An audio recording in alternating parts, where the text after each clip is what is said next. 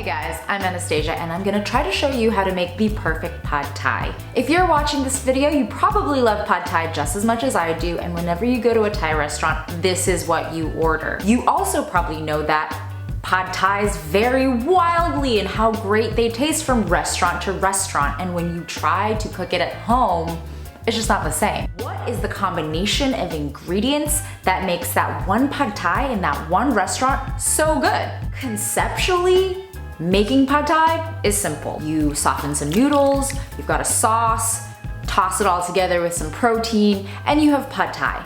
But technically, it's a little bit more difficult than that. There are 5 elements that make up a good pad thai.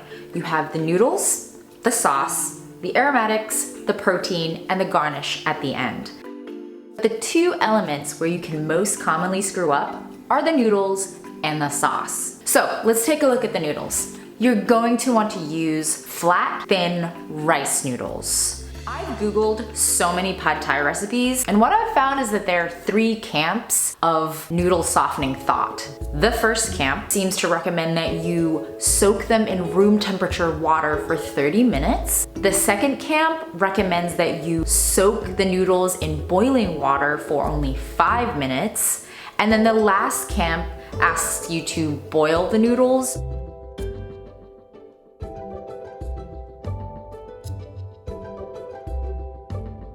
So the second element that you can royally screw up on is the sauce.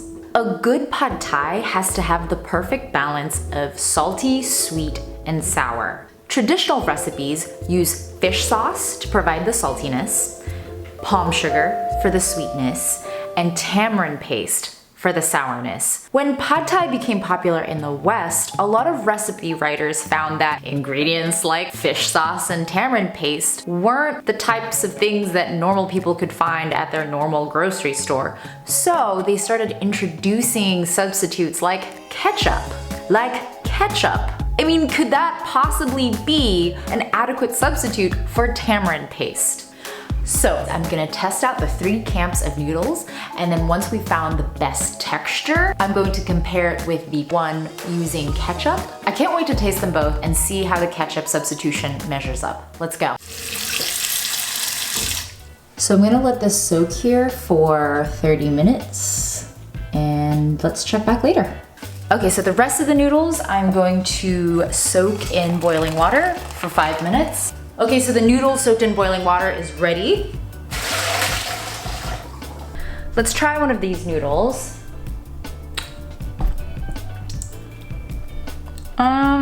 It's still chewy, but soft. I think this one could be good. Let's make the boiled noodles now.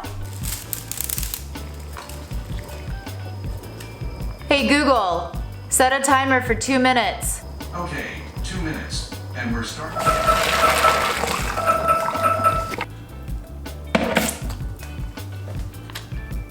It's a little bit chewy, but I think that when we cook it, we should just add water and cook it for a little bit longer. I'm gonna make the basic pad thai sauce. Oh my god, that is a ton of sugar. I'm gonna add a little bit of water.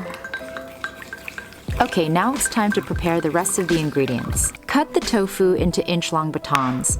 Here, I'm not using any meat because it's only a tester. Normally, I'd use shrimp or chicken as well. For the scallions, cut the top green tips in inch-long pieces. Leave the white bottom halves for garnish. Finally, chop the shallots and mince the garlic. Chop the roasted peanuts too. When all the ingredients are prepared, it's time to cook. In a heavy, flat-bottomed pan on medium heat, add a teaspoon of vegetable oil and sauté the shallots and garlic for 30 seconds. Add the tofu and sauté for about a minute. Throw in your noodles, followed immediately by the sauce. It's normal for the pan to seem very liquidy at first. Just spend a minute on high, stirring the noodles around to allow the sauce to evaporate and thicken. Once the sauce is thickened halfway, push the noodles to one side of the pan. Crack an egg or 2 into the empty space. You can whisk your eggs beforehand, but this saves time. When the eggs look almost finished, Add the scallion tips and some of the sprouts. Mix everything together for just 30 seconds before plating. Garnish with scallion bottoms, chopped roasted peanuts, and a lime. Chili pepper flakes are optional. I should have gotten a bigger plate. It is a little gummy still. Some people might call it al dente, maybe, but the flavors are okay. A bit sour. This was an okay first attempt. This is our second try. I think I put too much water in the sauce, so it was really watery.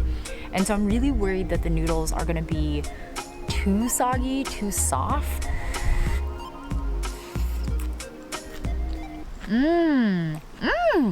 This one has great flavor. The noodles are, I wish they had a little bit more al dente. In the first one, I didn't add as much water, and the flavors were good, but it was really harsh. I also cut down on the tamarind paste for this one, so we're headed in the right direction. I need another bite. This is the best plating I've done so far, and wow, I've learned so much from cooking 3 pad thai dishes 3 times in a row. Let's give it a try. It's actually pretty perfect because it's not mushy, it doesn't disintegrate into your mouth, and it still holds its structural integrity. And actually there is a little bit of there's a little bit of an elasticity. I think this is the best one I've made so far in terms of noodle texture. I'm gonna make the last pad thai dish with the ketchup substitution. This recipe calls for ketchup, oyster sauce, soy sauce, rice vinegar, sugar, and some water. Ooh, the ketchup sauce does look much thinner than the basic sauce. Oh, but it actually absorbs into the noodles quite nicely. What I can see right off the bat is that the pad thai is a lot more orange. This color is actually quite attractive, but if you go to a restaurant and you see this color, then maybe they made it with ketchup. Let's try it. The ketchup actually gives it a really nice tang, but it does taste like ketchup. It doesn't taste bad, it just doesn't taste like authentic pad thai. If I got this at a restaurant, I'd be like, is that what I wanted, you know? It tastes like ketchup. I don't know what else to say. If you are the kind of person who loves ketchup, it's actually an okay substitute in a pinch. Okay, this is what I learned about how to make the best basic pad thai. You are gonna want to mise en place everything, because when that pan is hot, you need everything to just go smoothly. Soaking noodles for at least 30 minutes gives you the best control in terms of texture.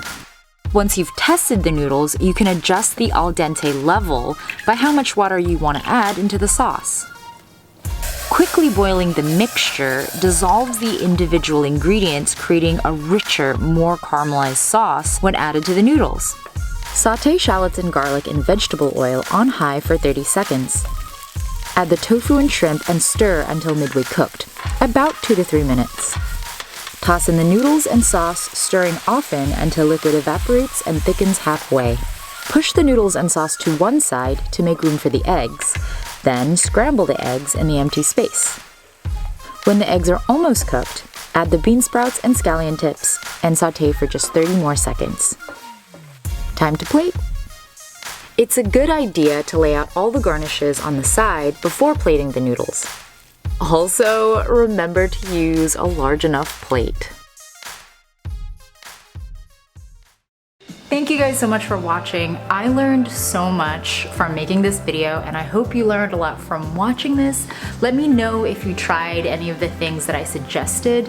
I actually have a few more ideas up my sleeve about pad thai, so if you'd like to watch that, stay tuned. I'll see you in the next video. Bye.